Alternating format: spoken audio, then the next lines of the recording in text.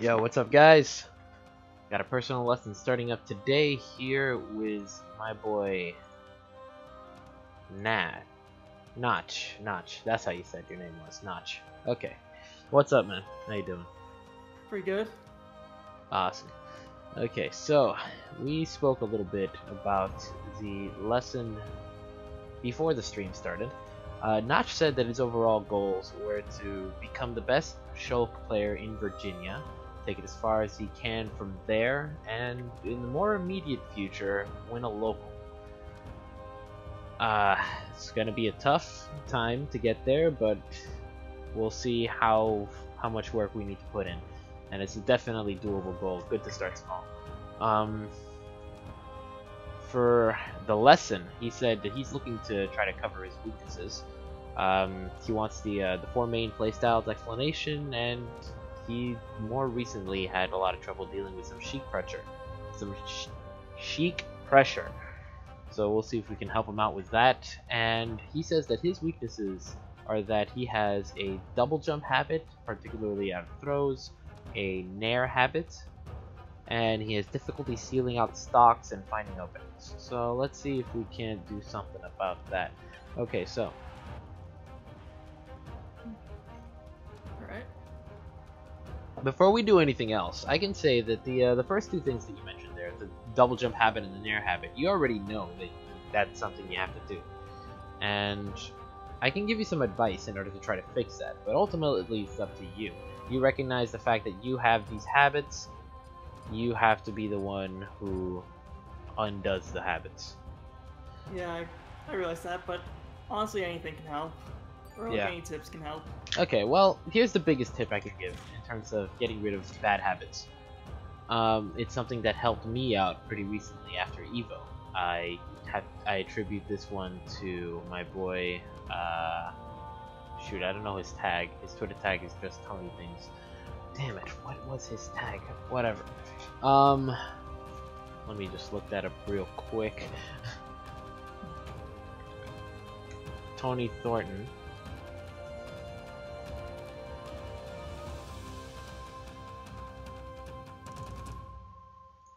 Okay, and what he said to me was that if you have, no, instead of thinking in negatives, like let's say you have a bad habit, you're like, okay, I don't want to double jump when I get hit by, when I get thrown, so don't double jump.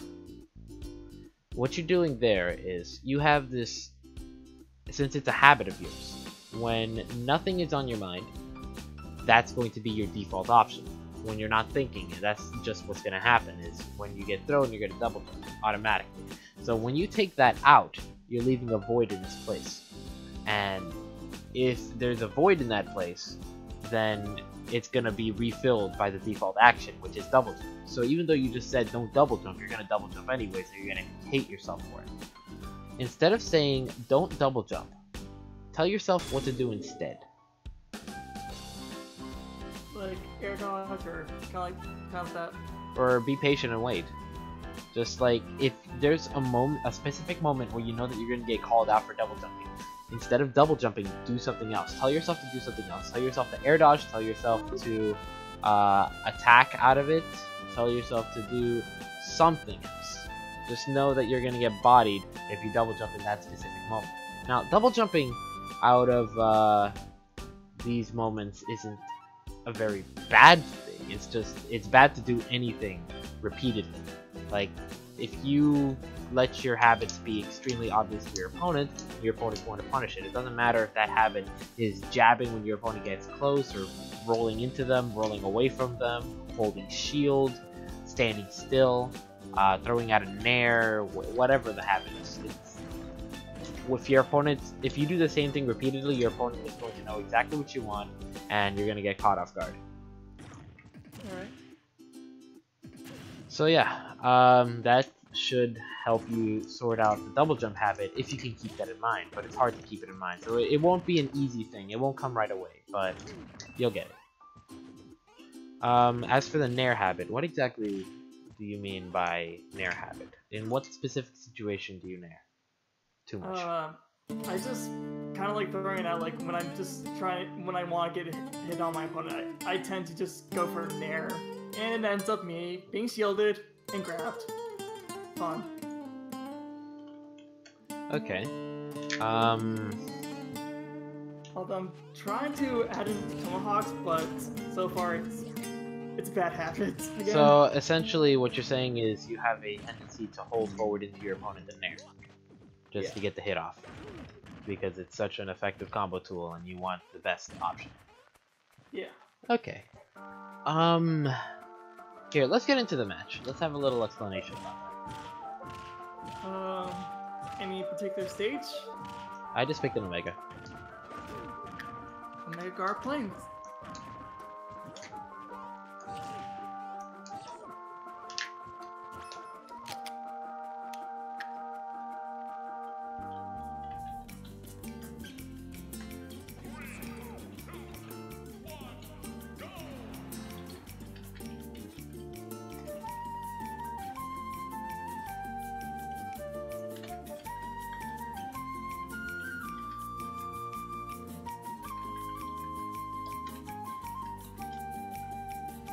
Okay, so let's say you want the best possible outcome for your approaches and all that good stuff. So you're going to want to go in and get your nair because you get all the best combos. Now here's the thing about that.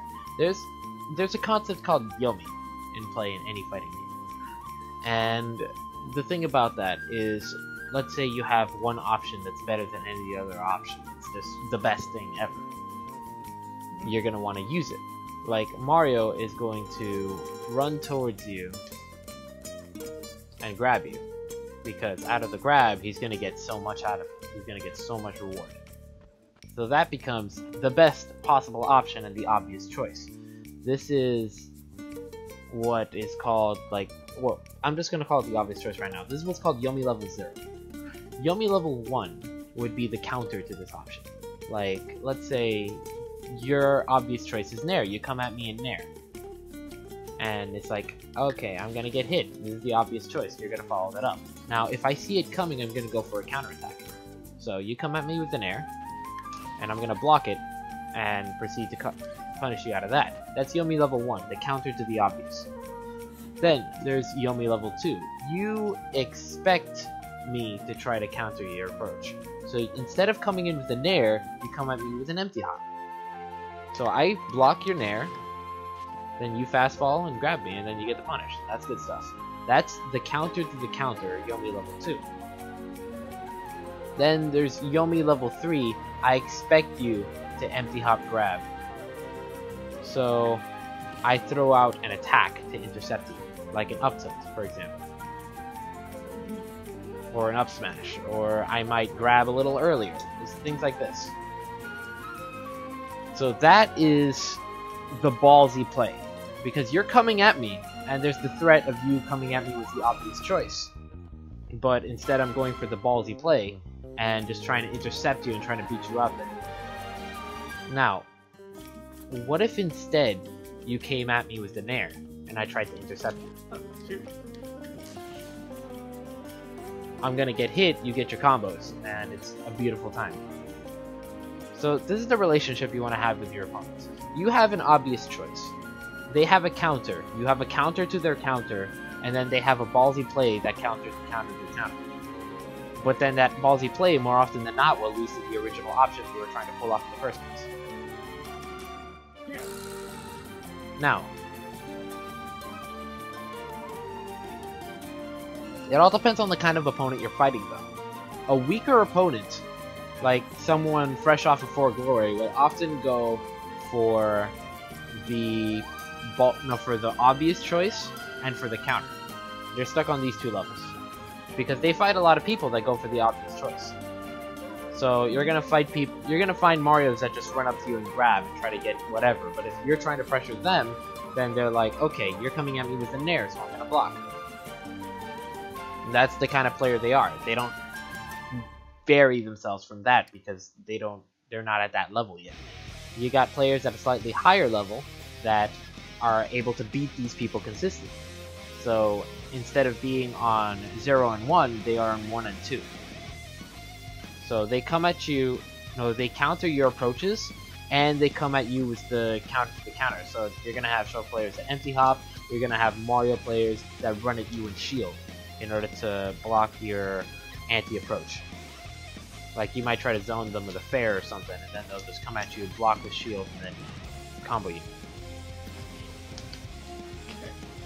Then you have higher level players that are able to beat these intermediate players that are stuck on 2 and 3. They have those counter approaches, and they're constantly going on the higher level. These are the people that you might think are one step ahead constantly, but then you have the top players that are on 3 and 1. You have people that practice against these players that are on 3 and 0. Or they can beat these intermediate players a lot, but often might end up losing to a scrub who just goes for the raw option because they're not going for the counter to those raw options. It's like if you've practiced your whole life as Mewtwo King and suddenly fought some 4 glory scrub and he does nothing but roll and forward smash. What are you gonna do? You don't know how to deal with that. Mewtwo King doesn't do that shit.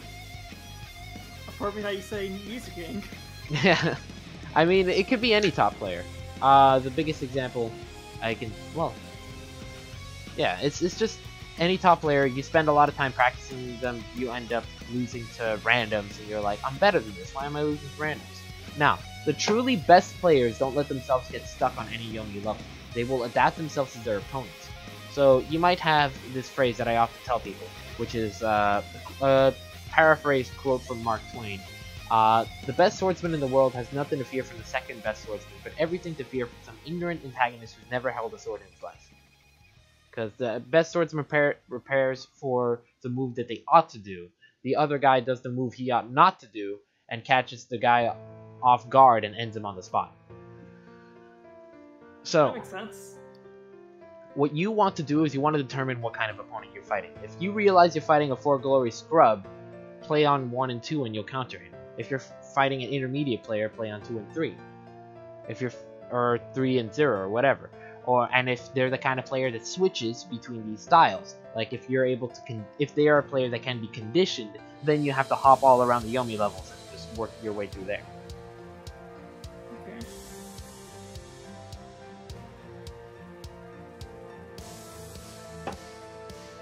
Okay, so beyond that,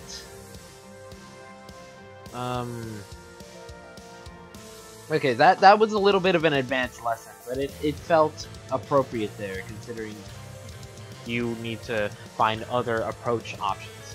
But now let's get into the 4 main playstyles. This might help a little bit more in the long run. It'll be a lot easier to recognize when you have this kind of mentality.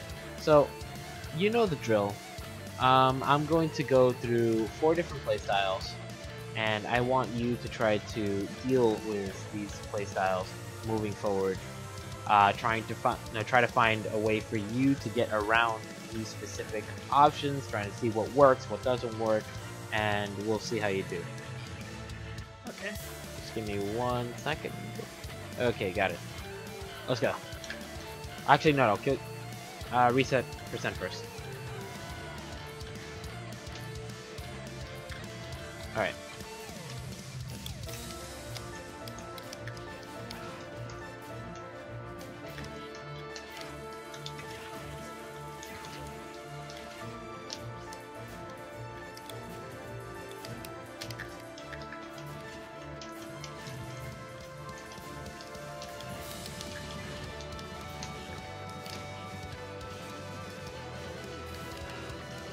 Actually, that's supposed to be a bear.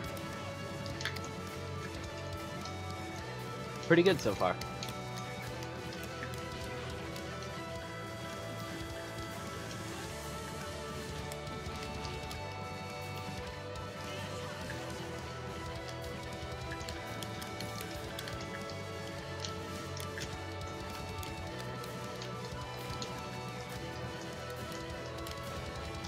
That's right.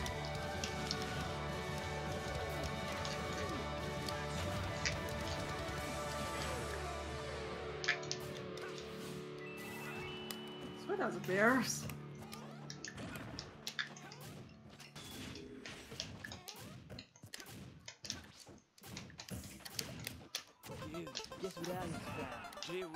I don't know, a lost bug or something? No, dude. I found an old Game Boy. Whoa, that's so hardcore, man. I know, man.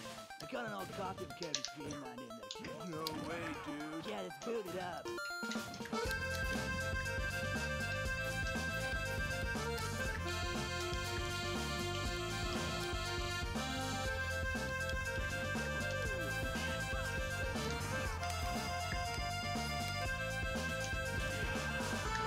Okay, you were doing really well at first.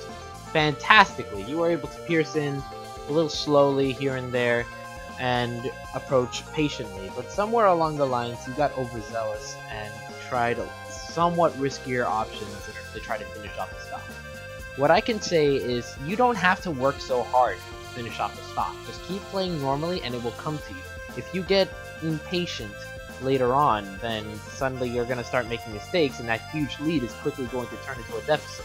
That's exactly what happened there.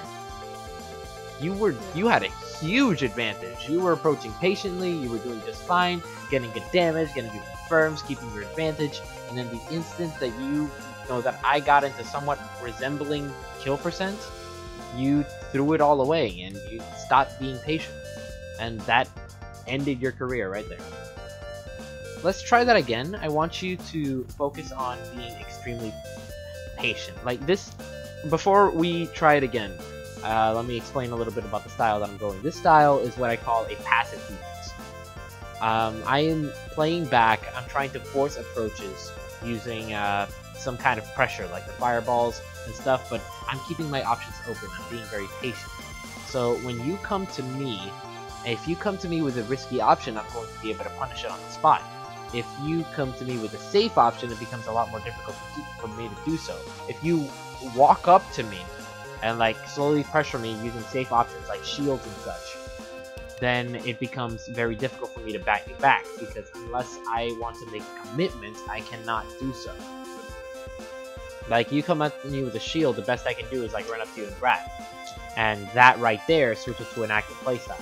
So I'm giving up my safe haven in order to try to do that, and it's in those moments, or in moments where you recognize a hole in my defense, that you can really get a punish on me. Like, for example, you can approach using these shielding approaches, and then the instant you get close enough, like, jump out of shield and then nair, and break a fireball and hit me as well and start a combo. Okay. But the important thing is to approach safely, because if you don't approach safely, you end up taking too much chip damage. You were doing a really good job of this at first, but then you kind of threw it away when you really wanted that kill. So let's try it again. Go back to the other side of the stage. Okay.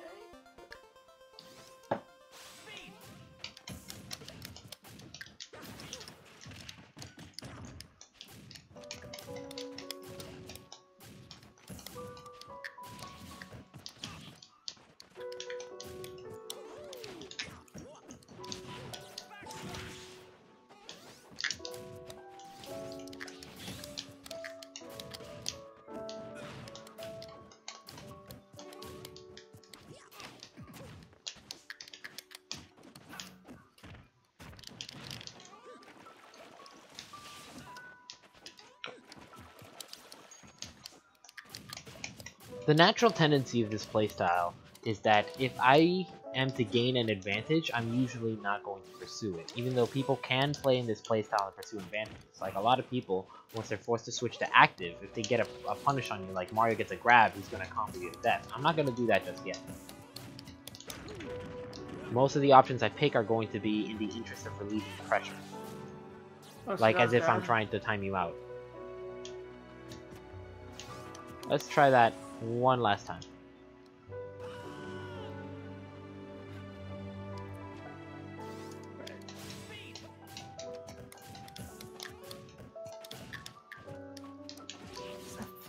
It's the last fireball that I always get hit. Lag has a little bit to do with that, since you're unable to react to the fireball as quickly as possible. But one thing that'll make it easier is if you just jump out of shield when approaching, and then just short hop nair.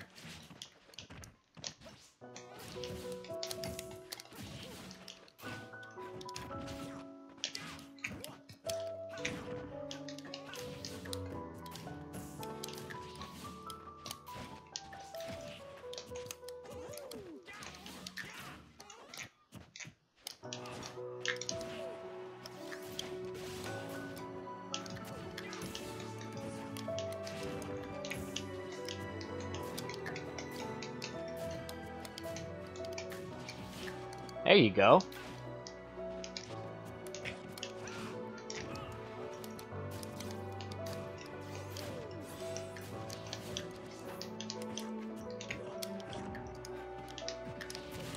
Oh, gosh, man, that's bad.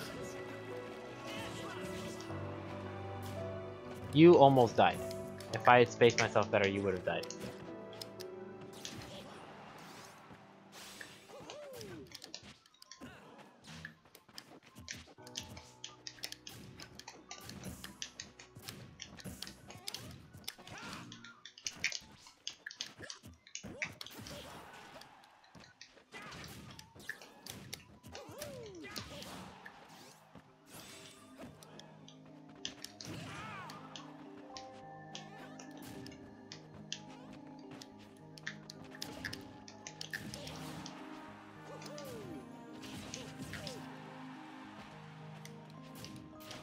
Don't get impatient. Keep in mind that if I grab you right now, you die. There you go. That's what you gotta do. Okay, so we'll give that a passing mark for now, but you still got some work to do in that regard. You did a lot better the first time around, where you were approaching very patiently, trying to zone me out, trying to prevent me from getting my ground so that I can play like that. Keep in mind that if I am in this area, I cannot play passively anymore. By your very presence, you are threatening me if you are making the approach. So oftentimes I'm going to pick an option that's going to try to separate a little bit, or try to relieve the pressure that you're creating on me. Like I might try to roll behind you, or roll away, or run away, or I might try an attack, like jumping forward in nair, or jump forward in like raw back air, something like that. Or just quickly turn around up smash or something like that.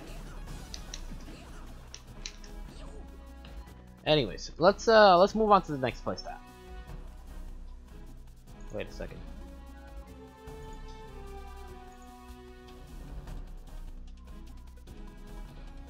All right, let's go. Alright, oh.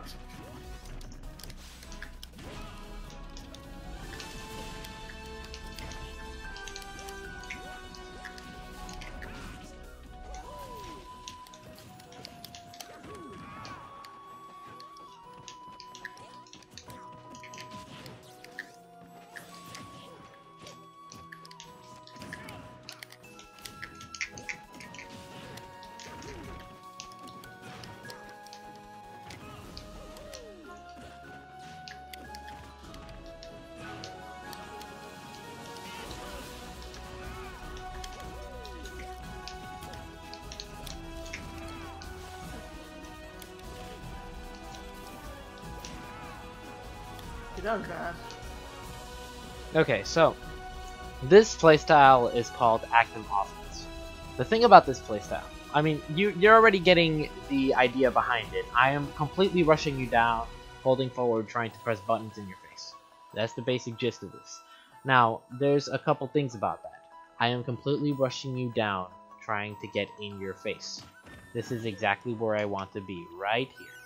So, you now know exactly where I want to be. Thus, my movements become predictable, and you can stop me from getting here. Essentially, let's say you want to be in my face. So you're going to move forward into my face. And I'm going to move back so you're no longer in my face. And then as you move forward into my face, I can punish you for doing so. Another aspect is I am moving backwards, you're moving into me, and then I bat you away with an attack. Like a back air, or like zoning with forward airs. Shulk has the longest range in the game, so he has pretty good mobility, so he is very capable of doing this. Okay. So I want you to keep in mind, also the fact that if I am in the air, you knock me in the air. This isn't what everyone playing in this playstyle is going to do, but this is the natural tendency of this. Is if you get me off of you, I'm going to try going back into you anyways. So there you can bat me away again, and my options are limited, so my approach becomes more predictable. So let's reset. Let's try this again. Okay.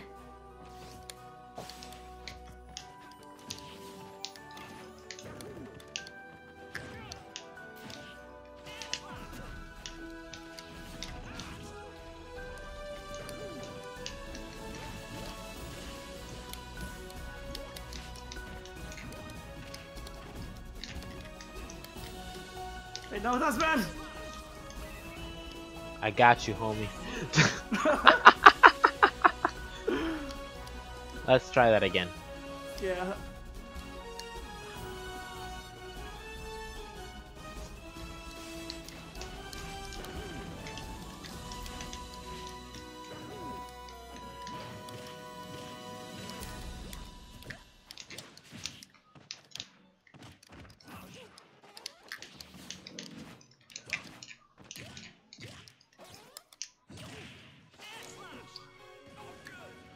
Face palm. If you get spooked, your options are gonna get covered. This is what Mario's who run forward and press buttons do. You want to you want to make sure that I am not in your face. Once I am in your face, you want to do everything possible to relieve the pressure and escape back into neutral. Because if you try to make an approach while in neutral, I'm just gonna keep pressing buttons in your face and I'm gonna keep beating you out. Shulk doesn't have any way to get people off of him in this situation unless he switches to shield art and is at low percent. Or if he's able to jump away. And jumping away is not getting people off of him, it's just getting himself off of other people. So that's what you want to do. So let's try this one more time. Also, keep in mind that speed art does give you a lot of mobility, but it also lowers the amount of damage you do. So if I were to approach you using a shield, it'd be a lot harder for you to zone me.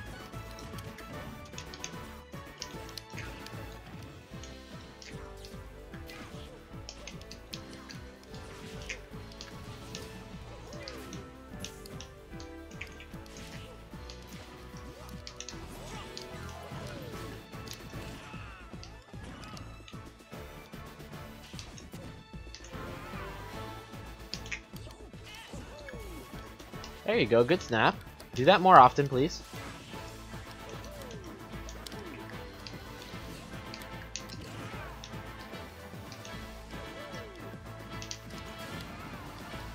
Right there you held forward when you had a disadvantage, so I was able to punish you extremely well. This is what you need to do to me. I am holding forward into you. Use the fact that my approach is predictable to punish me when I approach. Also, if I approach from the air, you can just up tilt me for free. Absolutely free. The only thing I can do to avoid this is air dodge.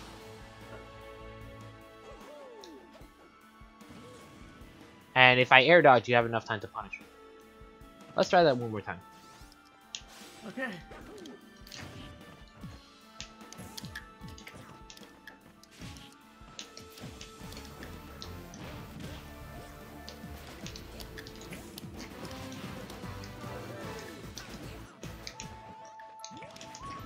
That's bad.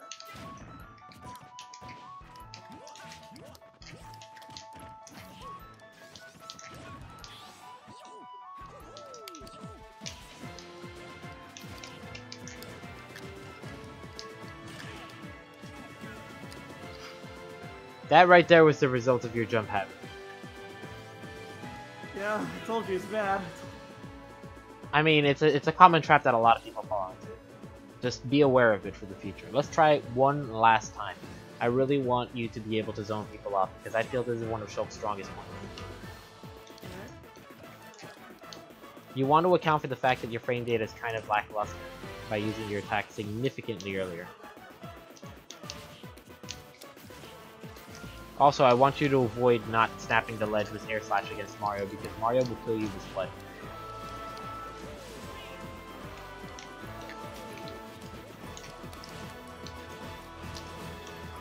There you go, you're doing a lot better now.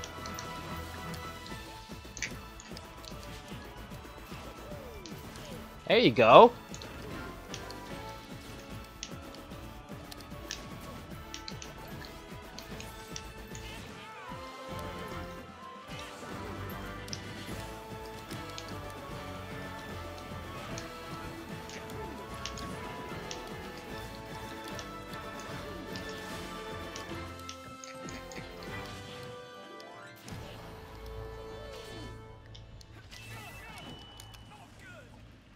That right there was something that you're gonna learn about later called throwing away your advantage. Keep this situation in mind. We're not gonna talk about this too much right now, but we're gonna talk about it in a bit. Let's move on from that. Okay, so this playstyle might be a little more tricky to work on, to demonstrate, but we're gonna give it a shot.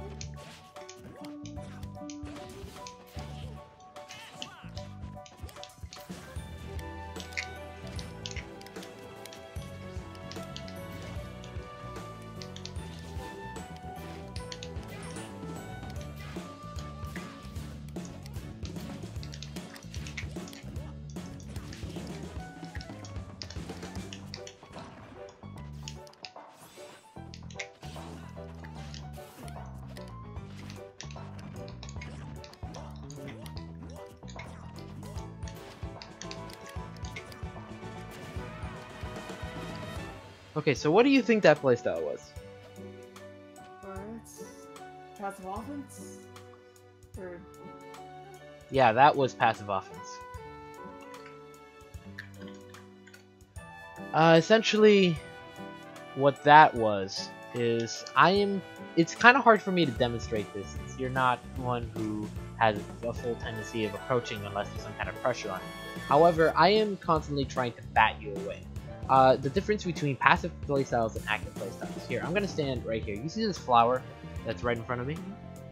Yeah. Okay, so anything from the flower to me and beyond is passive.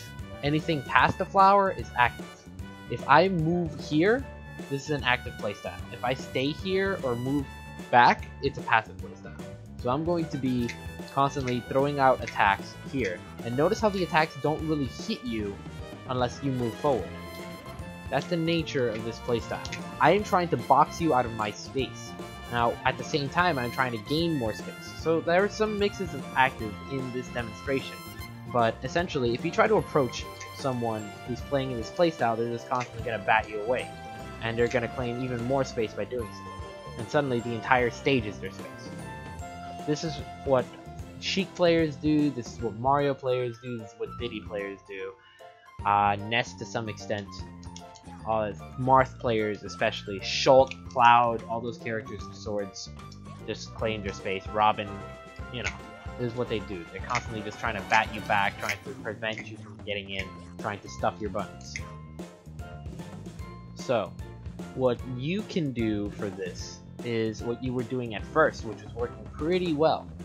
You realized, hey, he's coming at me with back air. I have a sword. I can hit his foot. And I can get pretty good reward for that. So you were batting me away. I was trying to contest you with passive offense. But if your passive offense is better than mine, then yours wins. So if I'm constantly trying to bat you away and you come at me with like buster forward airs and buster back airs, I'm going to get bodied. Unless I switch it up. The other thing you could do is you can run at me and shield. And the thing about that is when you do that, you slide a bit. So let's say I'm trying to zone you away and you come at me like this and I attack. You're going to slide into me while I'm moving away, which means you're going to keep up with me and you're going to be able to punish me with an outer shield option like grab.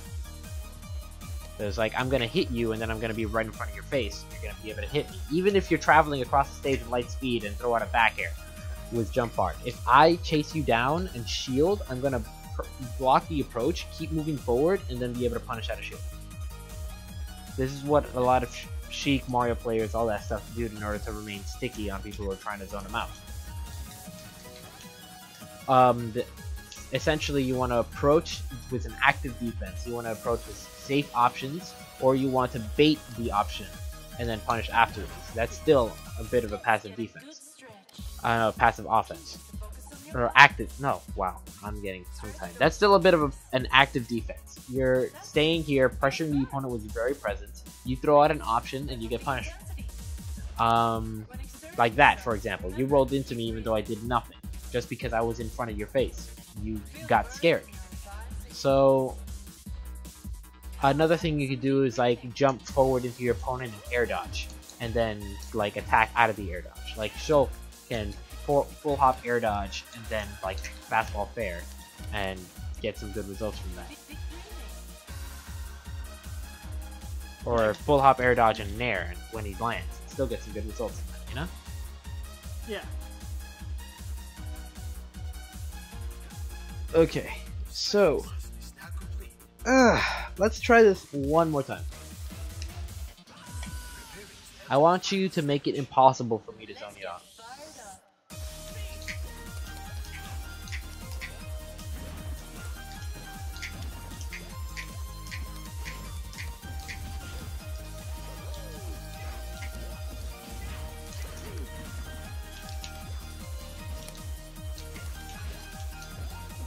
Keep in mind that generally standing still and shielding is not going to beat this playstyle.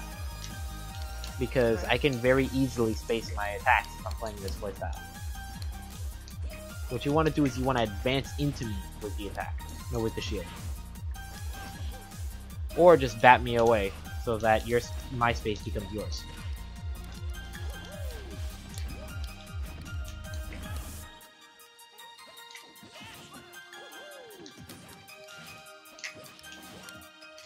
Congratulations, you failed.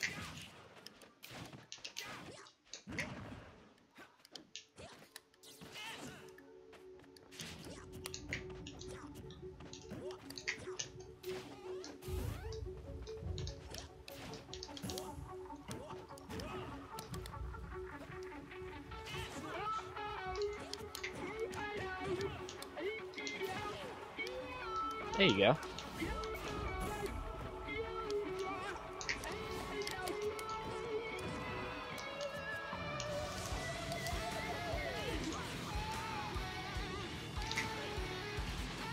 Very nice.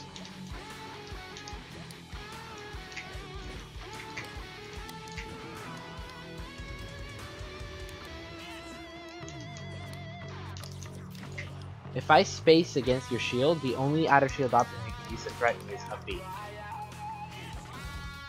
I should use that more often. That kind of worked. There you go. Managed to beat that out. Alright. So let's move on for now so we don't run out of time. Alright, so the fourth playstyle. I showed you passive defense, active offense, and passive offense. Now this is active defense. Remember what I told you about active defense already. See if you can apply it. Or if you can try to think about what beats it out. Alright.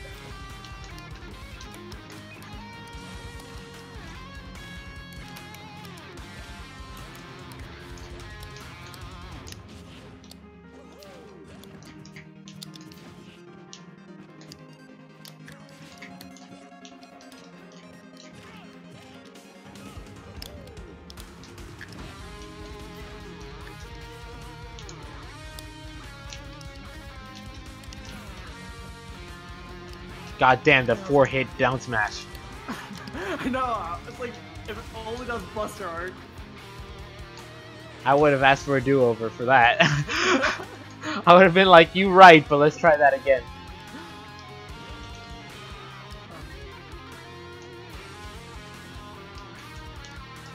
I almost died because my double jump had it right there.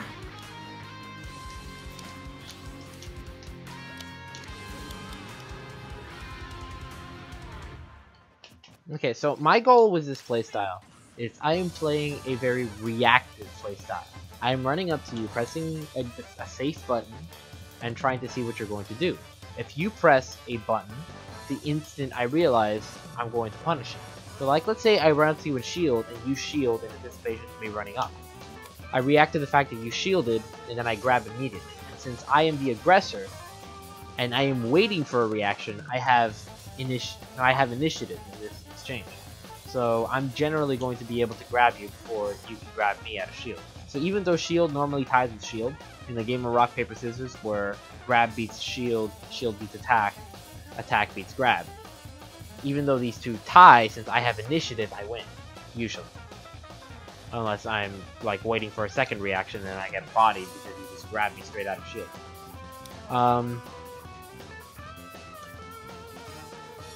What you want to do in this situation is, considering the fact that I'm playing a reactive playstyle, and the fact that I can't react to absolutely everything, you want to either use an option that is impossible for me to react to, or you want to bait out my reaction and then punish me for that reaction. So, for example, if I were to run up to you and shield, and before I ran up to you, you would grab me, I can't react to that. And even if I did, I don't have enough time to. You want to do it fast though, because if I see you just standing there, I might just try to grab you first. So what you want to do is, you see me running towards you, you run up to me and dash grab. There you go. That's a bit better. Alternatively, you could like throw out a dash attack and try to intercept me before I get in range to grab you, or shield. But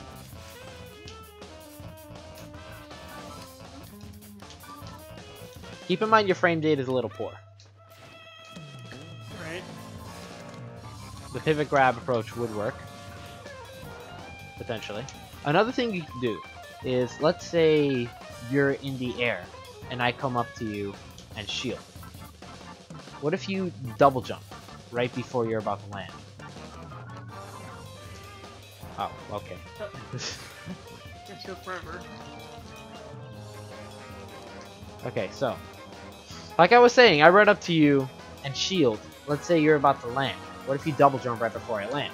I'm gonna think that you're gonna land and I'm gonna grab in reaction to the fact that you're about to land. But then you double jump, I miss, and then you can punish me. Some characters you can punish harder than others, and in some arts it's a lot easier. Like if you're in jump art, you fall faster.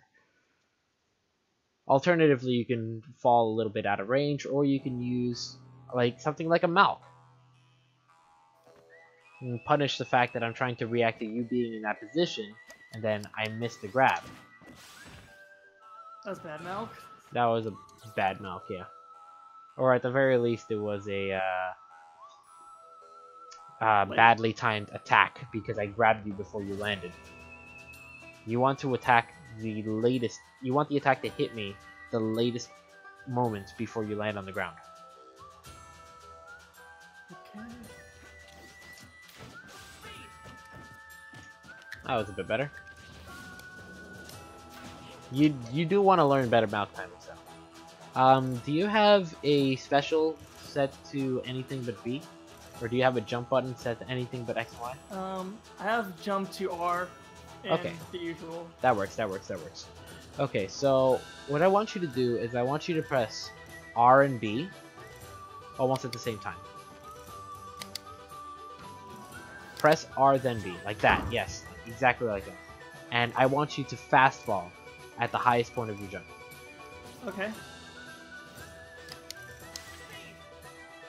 Do it faster.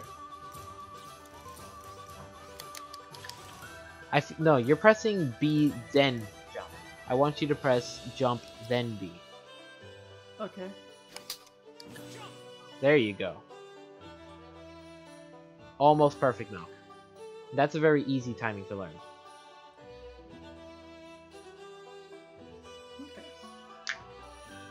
So that might be, since it's a fast fall, it's harder for your opponent to react to that sort of timing. But yeah, it's just different things that you need to work on your own time.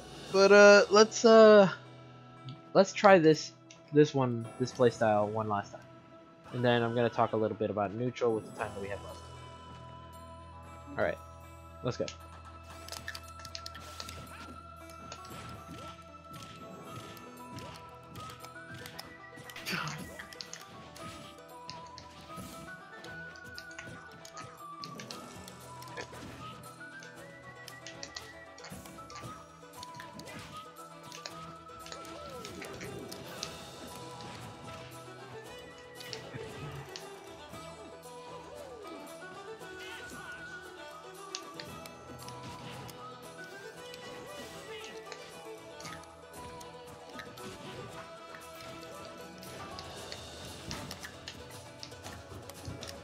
You see right there.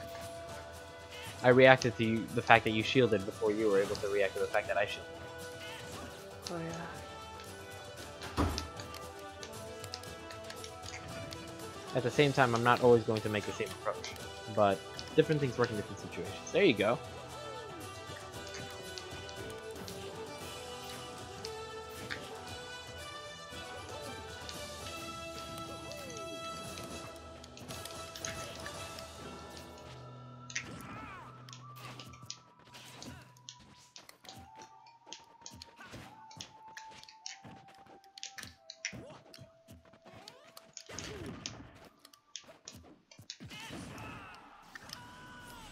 That was 2 frames, darn it. Were you trying to snap to the ledge there? Yeah, I was trying. Okay. You know the trick behind snapping to the ledge is up here, right? Yeah, you press this. You press like the second B at the right time. Okay, just checking, just And checking. space it properly. Yeah, I think you got the true frame, the 2 frame, because you went a little too high. Like you want to poke your head lower when you try to snap to the ledges up B. Otherwise, attacks like that are okay. going to be able to defend you. I getcha. Okay, so let's move on from this for now. Let's talk a little bit about the neutral game. Was the about 10 minutes that we have left. Okay, so right now we both are standing on the ground, having around the same amount of control of the stage. I can move backwards, I can move forward. You can move backwards, you can move forward. This is the neutral. This is where we have an equal amount of options. Now, in this situation, I could run up to you and shield. I could run up to you and roll backwards. I can run up to you, turn around, and then come back to a dash attack. I can run up to you, air dodge, and then up air. I could run up to you, turn around, and up smash. I can run up to you and just run the other way and just do nothing. I could run up to you, step backwards, and fire. There's an infinite amount of options I can do. So unless I'm a very predictable player, it's impossible to make reads in neutral. How do you know what I'm going to do? There's almost no way to tell. So, in neutral specifically, don't worry about making reads. It's not something you need to do. Now, let's say I jump in the air. What can I do now?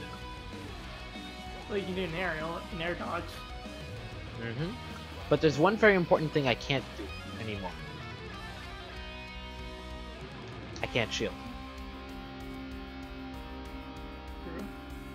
So, in this little game of rock, paper, scissors we're talking about, I just lost access to rock. Now, I barely have paper.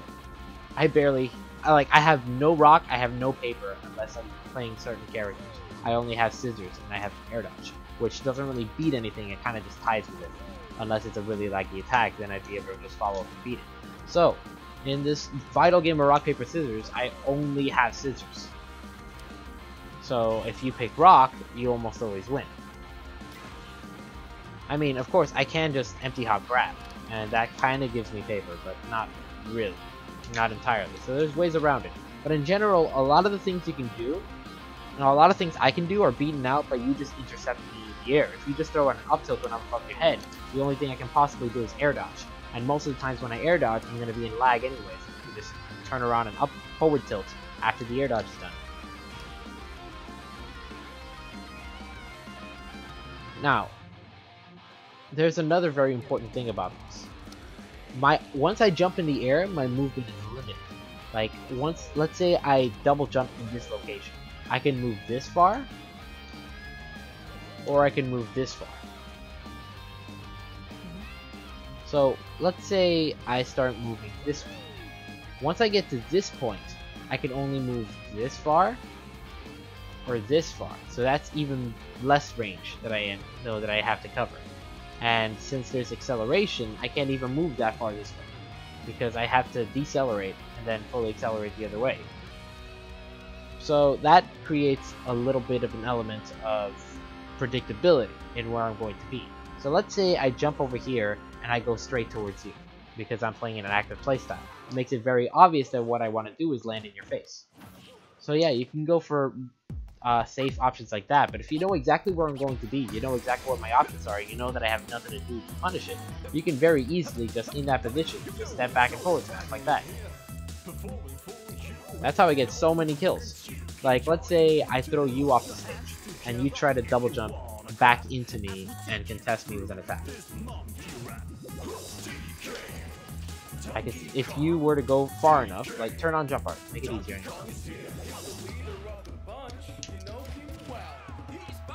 I can very easily step out of your range and then forward smash it. You can do this too. This is what is called holding forward. Essentially, if I'm constantly pressing into you, it becomes very obvious where I want to be. And that makes it so you can very easily punish me for what I'm going to do. So if you see someone, you knock someone off stage, and then they try coming into you, you can just cover that space and use the space behind you to make sure I can't reach. Let's say I'm on the ledge. I try double jumping and attacking you. You run backwards and then throw out a forward smash, and I can't reach you.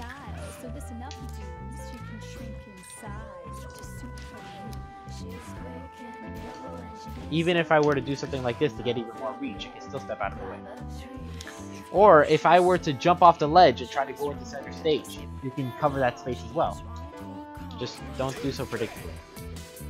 Or don't do so in a way that commits, because I still have a double jump. Once I lose my double jump, that's when you can commit to options, because there's nothing I can do to avoid whatever you're trying to do. So, let's say I'm off stage in this position. What are my options? Well, you can use your recovery. That's about it. I have to grab the ledge. So if you are able to two-frame me, I die. But at the same time, you have to realize what option I'm going to go for. Mario's going to go for his up B. If you get in the way of the up B, like you did when I said the moment that I wanted you to remember, you end up getting stage spiked and you die. Potentially. So, essentially, you do not want to give up your advantage. Now, I'm going to talk about that a little bit. These scenarios that I was just describing, like where you have less options, or when your options are more obvious. Let's say I'm the person who has less options. I am in disadvantage. You, as the person with more options and ways to cover these options, you are in advantage. So, your basic goals throughout the game is when you are in neutral, you want to gain advantage. When you are in advantage, you want to keep advantage without throwing it away. And when you are in disadvantage, you want to reset to neutral. Essentially, what this ends up doing is, let's say I get you in... Hold on, let me reset your percentage. Let's say I get you in a really long combo. This is pursuing my advantage. This is, I'm trying to get as much reward as I can while your options are limited. And even now, your options are still limited, so I'm able to just keep getting reward, keep getting percent. Now the tide is turned. Now you have advantage. You want to get as much reward as you possibly can. So you want to mitigate the amount of reward I can get, and you want to make sure that you get as much reward as possible. So for example, here where my options are limited and my approaches are obvious, since it's very difficult for you to get a kill at this percentage, I would highly recommend you turn on Buster Art to try to prevent me from getting back to the ledge without taking a significant amount of damage. So I try getting back up, and you can like up tilt me to intercept my jump. And then I'm gonna try to see if I can turn things around, and here I have the advantage again. So I'm gonna try to get as much advantage as possible. Your goal in growth is not only to make it so your advantage is more powerful by getting better at doing combos and covering options and knowing when not to throw away your advantage, like that situation where you tried to intercept my up B and you died for it. That's throwing away your advantage heavily, because you were on stage, you could have gotten a lot of percent, but instead you went down, did a risky option, and you died for it. But imagine I'm at 100%, you're at 30%, and I up B you and you died. You had a huge lead, you had no reason to go down there, but you threw it all away, and now I'm in the lead. You don't want to do that. There's an element of risk versus reward that always goes into Smash Bros. So, if, let's say, you can fair me, but I still have... No, let's say I still have my double jump, and I'm trying to up B back to the stage. Like, I'm in this position, and I'm going to up B back to the stage. And you try to drop down and forward air me. If you succeed, you get a bit of damage and a better position on it. But if you fail, you die. That's not a good risk versus reward, and you probably shouldn't have even tried it in the first place. Because if you end up failing, you lose the match. If you succeed, you get a slightly higher chance to win the match. That's already a huge uneven trading against your favor. So you don't want to do that. Now, what if instead you have a situation where you're in shield art, and if you counter my attack, you win the match, but if you don't counter the attack, you take a little bit of damage. That's a good risk versus reward. So you might want to try that, depending on the situation. If you predict your opponent's options, that's why a lot of Shulk players like to go for counter when they're in shield art, because it's a high reward, low risk.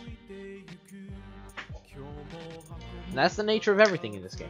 Like Mario's up smash, low risk, high reward. I run up to you, I up smash, I get a lot of reward. It's very hard for you to intercept it. Even if you block it, I can often just do it again, and you can't really punish it. Nach is low risk, medium reward, because you're almost impossible to punish when you win. So you can just Malk on my shield all day long, and I won't be able to do anything about it almost. Because if I try to grab you, I'm gonna get bodied.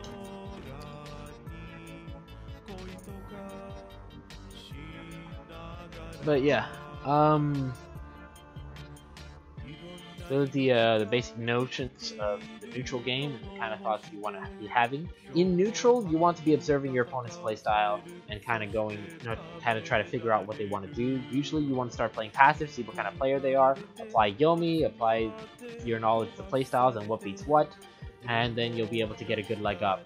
You want to minimize your disadvantage, maximize your advantage, and you'll start getting larger and larger.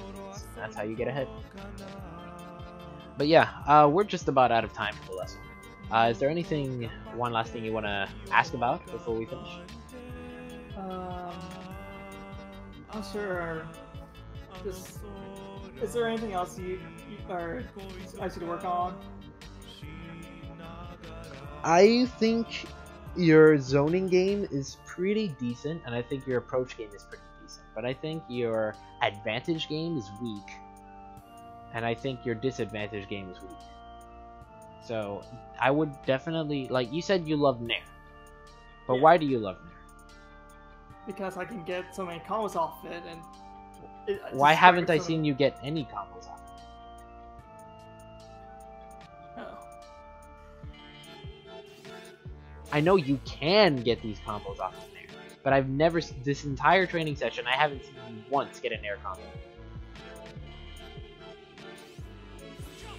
Good points.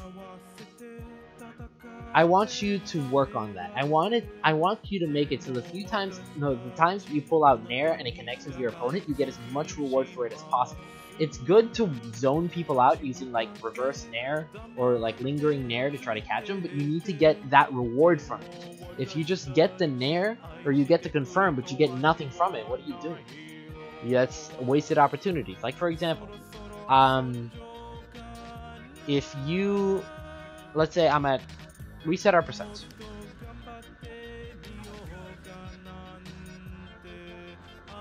Let me give you a very, let's say you're in speed art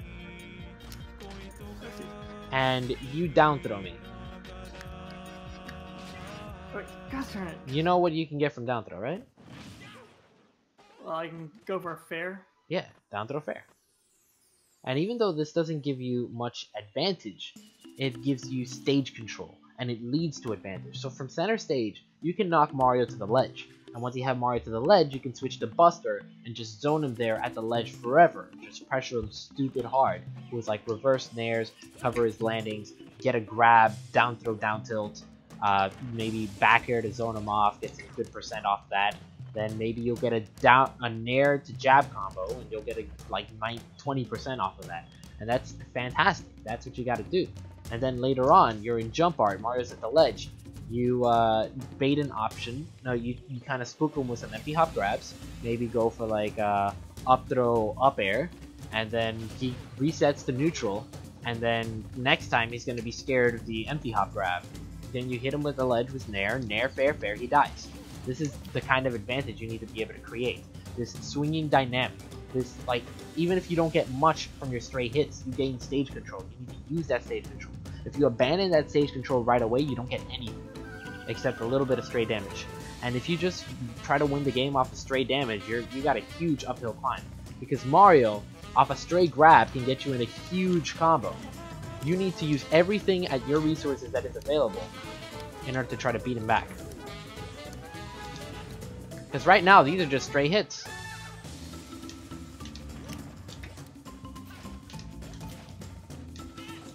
If you're trying to fight Mario in a battle of stray hits, Mario's gonna win. Mario's attacks generally do more damage if you don't use Buster Art, and he's able to pressure you much more safely than he is. No, than you are, except with the range that you have. Once you start adding in some combos into your game, then you're going to be able to make that lead climb even further. And that's exactly what you need to do to win.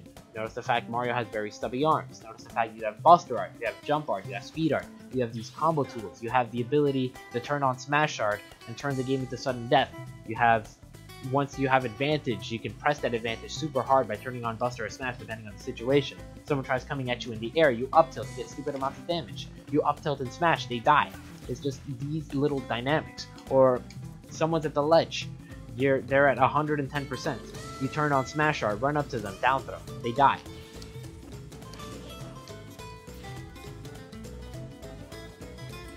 You have to be aware of all the options that your character has and use it to its fullest. And Shulk is not an easy character to do that with, which is why he has such a high... it's why a lot of people think Shulk is a bad character. And why Shulk is considered to be the most difficult character to master in the game is because every single option he has can be optimized. It's not just a matter of mouth. It's not just a matter of the different Monado art skills, even though those are definitely really high up there in terms of difficulty in this game. It's also the fact that you have to learn how to use your up B in order to properly snap to the ledge. You have to learn the different applications of your moves. You got things like this that can be a viable kill option, running up to someone and turning around and forward tilt. You got up smash, reading at the ledge to kill people. You got Buster Art pressure with reverse nair. You got reverse nair being able to cover every single option at the ledge depending on how you space it. You have up tilt chains, you have up tilt to forward air, you have up tilt to up air 50-50 kill confirm, up throw to up air with the buffer deactivation, all this stuff, all these little things.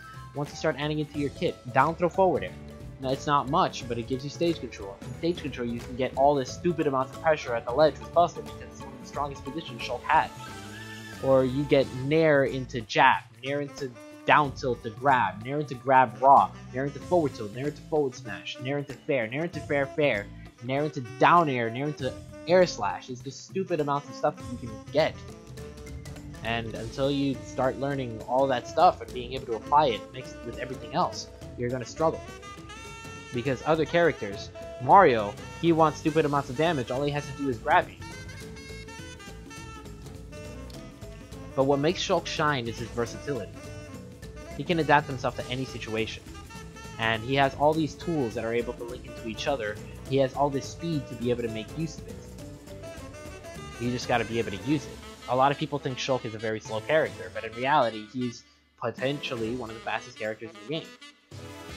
Not in terms of frame data, but in terms of movement speed. His speed art makes him makes his running speed the second fastest in the game, and his walking speed the absolute fastest.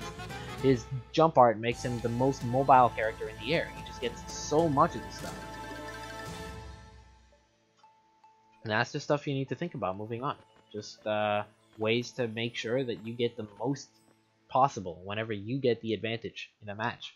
That you're able to pressure your opponent as hard as you possibly can. Because if you let the opportunity slip, then you're going to struggle.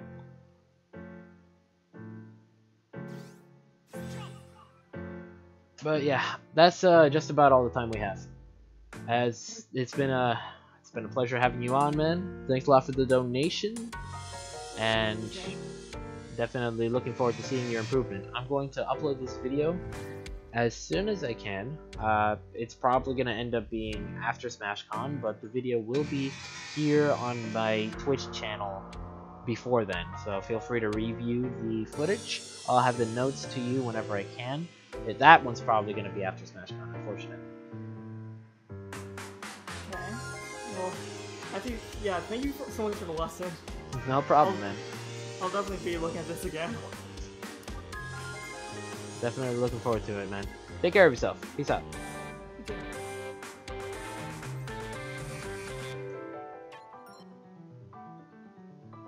Alright guys, well, that is the lesson in its fullest. Normally I stream on Wednesdays at 3 o'clock, but today is going to be a rather busy day for me, considering that I have to get ready to pack for SmashCon, and I'm going to be seeing a friend of mine before she ends up going to Los Angeles for a very long time. So I'm going to miss her, and I want to see her one last time before she goes. So we'll see. No, I'm going to stop the stream very shortly. I still gotta pack. You see some of the stuff over here.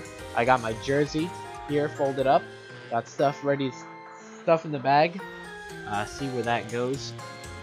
If you enjoyed what you saw, please consider following the stream. Follow me on Twitter and on YouTube. Details down here for stream VODs and updates about the stream and all that good stuff.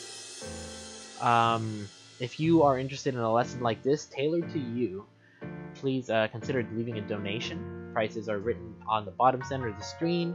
$20 for 1 hour, $10 for every hour afterwards.